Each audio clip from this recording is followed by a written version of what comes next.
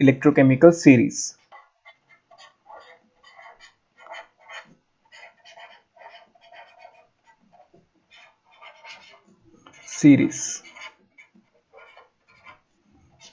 Electrochemical series क्या है? ये एक अरेंजमेंट है डिफरेंट एलिमेंट्स का in decreasing order of their SRP values. ठीक है, उन उस अरेंजमेंट को हमने क्या नाम दे दिया है? Electrochemical series. ठीक है, when different elements are arranged, when different elements are arranged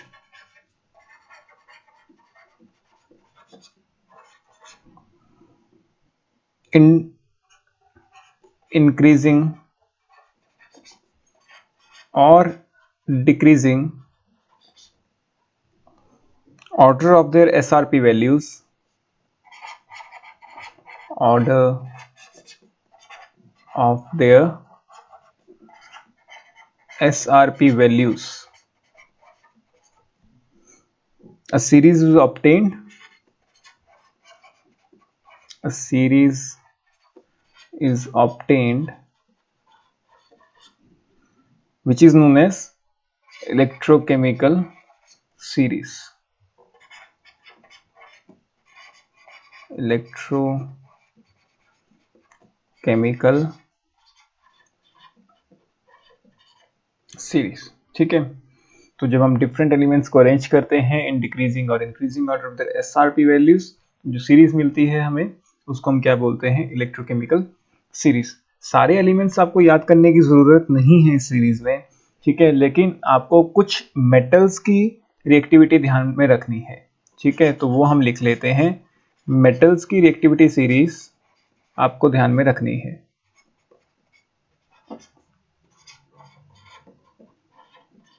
metal reactivity series. ठीक है, अब ये सीरीज क्या है पहले हम ये देख लेते हैं, उसके बाद इसको याद करने का एक छोटा सा आसान सा तरीका।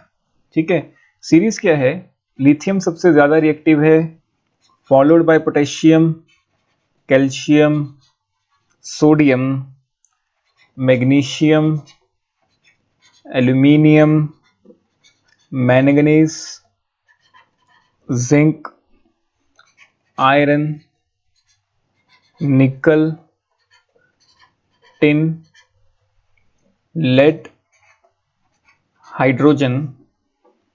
उसके बाद हमारा आ जाता है कॉपर, कॉपर के बाद हमारा आ जाता है mercury, silver, gold and platinum. ठीक है, तो ये तो है हमारी मेटल्स की रिएक्टिविटी सीरीज। अब इसको याद करने का तरीका क्या है हमारे पास? इसको इस तरह से याद रखिए, लेके कहना,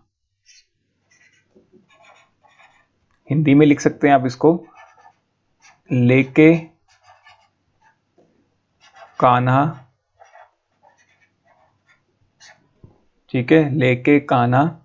उसके बाद यहाँ पे एक नया वर्ड हमने डिस्क्राइब किया है, ममजिंटल। ममजिंटल।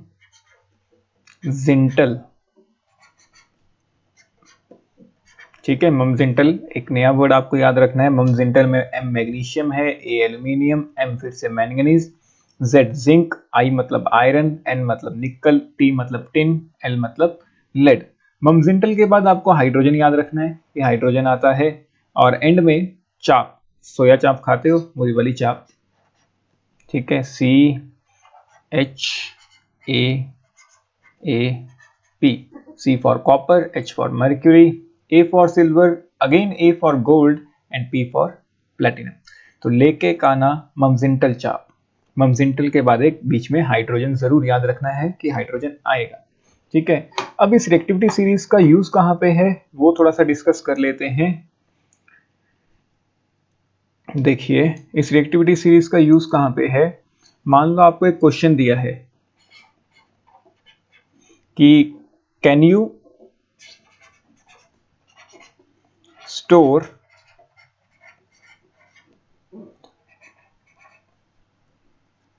copper sulfate solution in zinc vessel, ये क्वेश्चन है, क्या आप कॉपर सल्फेट सॉल्यूशन को जिंक वेसल में स्टोर कर सकते हो? तो इसका आंसर आपने कैसे कैलकुलेट करना है, देखिए हमें पता है एक more reactive metal less reactive metal को डिस्प्लेस कर देता है फ्रॉम इट्स सॉल्ट। पढ़ा हुआ है हमने ये बचपन में, 9th या 10th क्लास में आप सबने पढ़ा हुआ है कि एक ज्यादा रिएक्टिव मेटल कम रिएक्टिव मेटल्स को डिस्प्लेस करने की टेंडेंसी रखता है। और हमें पता है जिंक पहले आ रहा है और कॉपर बाद में आ रहा है, तो जिंक क्या करेगा, बीइंग मोर रिएक्टिव, ये कॉपर जो एक लेस रिएक्टिव मेटल है उसको डिस्प्लेस कर देगा। क्योंकि रिएक्शन हो रही है तो हम कहेंगे hence we can not store, hence we can not store.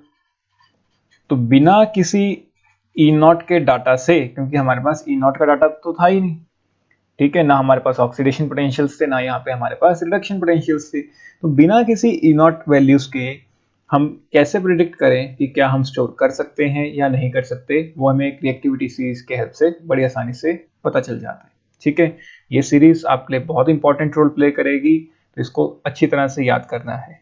Note कर लो इसे, फिर आगे पढ़ते हैं।